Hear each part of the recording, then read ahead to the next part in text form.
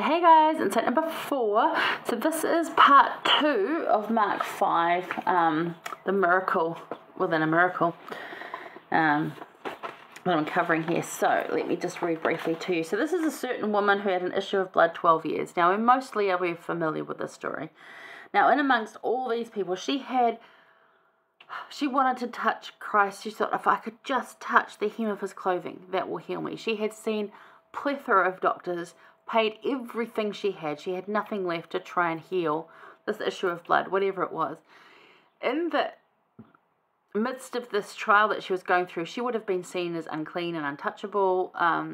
People wouldn't have visited her, wouldn't have talked with her, lest they catch what she had. Now, she simply could have had, like, a problem with her, woman areas. And, like, how many of us have had that, right?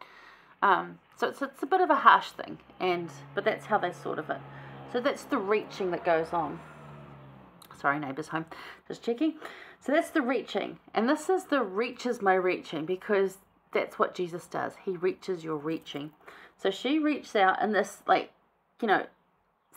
you can imagine, there's this multitude of people going with Christ on his way to heal Jairus' daughter. And she gets down because she's trying to reach him. And you can't reach through bodies, but you can get through legs, right?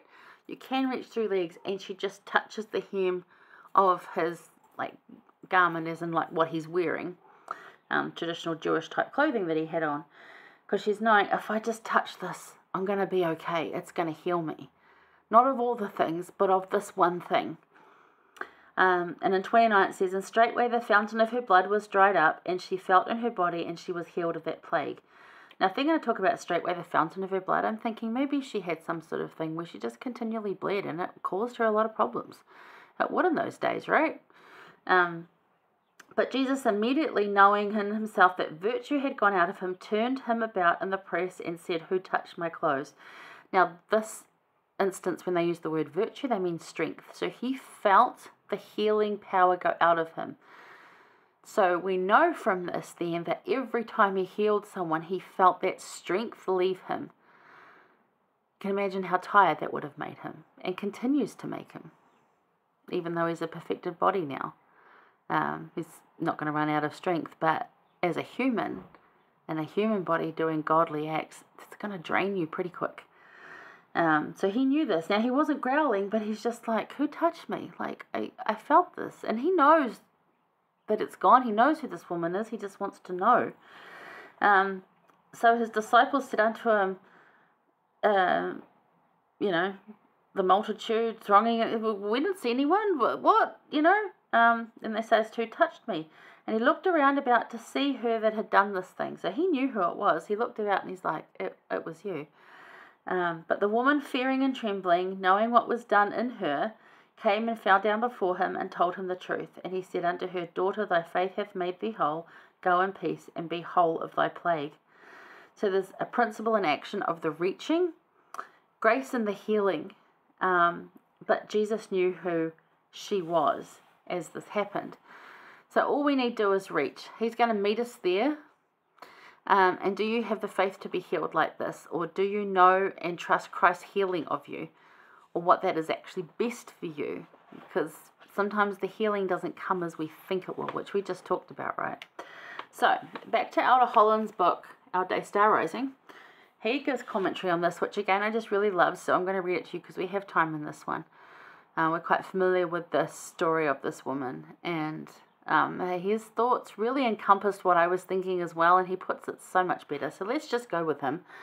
He said, I wish to celebrate the otherwise unknown woman who strained to touch even the hem of Jesus' robe in an effort to heal the issue of blood that had plagued her for more than a decade. This woman is a true heroine to me. She is nameless and faceless and anonymous in the story, but we love her dearly for her faith. Perhaps only if we lived in her day we would understand her desperation. She has had this affliction for 12 years, and depending on the exact nature of the malady, has probably been considered unclean by her leaders, banned from any temple experience, and ostracized in society generally. We are told that she had spent all she had seeking a cure from physicians. To say she is desperate would be a gross understatement. What were her feelings that day? What had she heard of Jesus and his miracles? How reluctant and shy may she have been? How large was the crowd? What were the chances, realistically speaking, that she could get a blessing from him amidst all this throng and clamour? Even if she could somehow actually get his attention, surely she would not be able to speak with him, would have no other way or time to tell her story, even to describe her ailment. Her situation was hopeless. Or was it? Can we keep hoping when all else, including 12 years of disappointment, tell us it is fruitless to do so? Something in her, call it hope or faith or determination or all of these, said to her, perhaps I can fight through the crowd with enough faith to at least touch the fabric that touches him. Perhaps if I can just feel the hem of his garment, then perhaps he can feel my need. Perhaps just a touch will be enough. And the rest is history. She had perhaps unknowingly obeyed the most basic commandment Jesus ever uttered, come unto me. He said repeatedly, and she had come. The rest of that crowd had come to observe or cheer or jeer or just have a great day in the street. But this woman came with a single-minded purpose. She came to make true contact, spiritual and physical contact, with the Saviour. She came, as the scriptures say, with real intent. No wonder Jesus recognized the touch. Even amidst all the jostling and shoveling and tugging and pulling, hers wasn't that kind of bumping, boisterous touch. It was the touch, a reach of faith, the grasp of hope. Those contacts are always recognized by the Saviour, and in due time they are always rewarded. Some blessings come immediately, some come later, some may not come until heaven, but they come to those who come to him. Always. I love this woman and the faith she represents.